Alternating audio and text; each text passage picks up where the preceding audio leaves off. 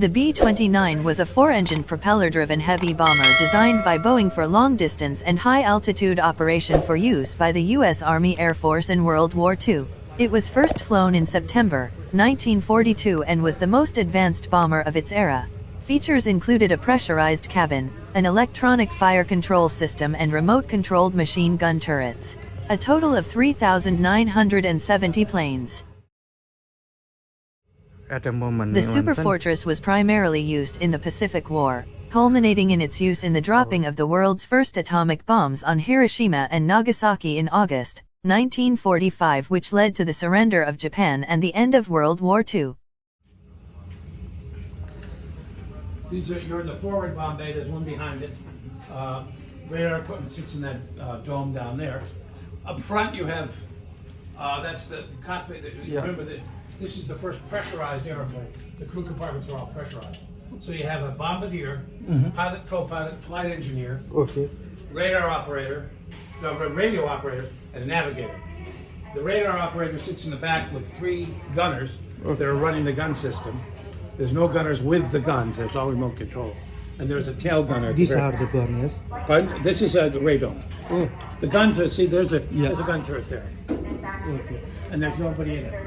The guns are all controlled by the remote control system.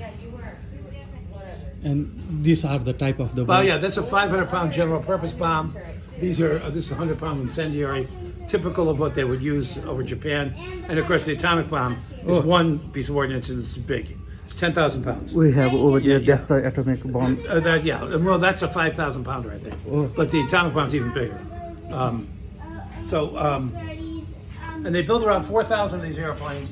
They flew during World War II, during the Korean conflict, and then they were reduced down to secondary status. They became refueling tankers, weather observation airplanes, training airplanes. So by 1960, they were all in the boneyard.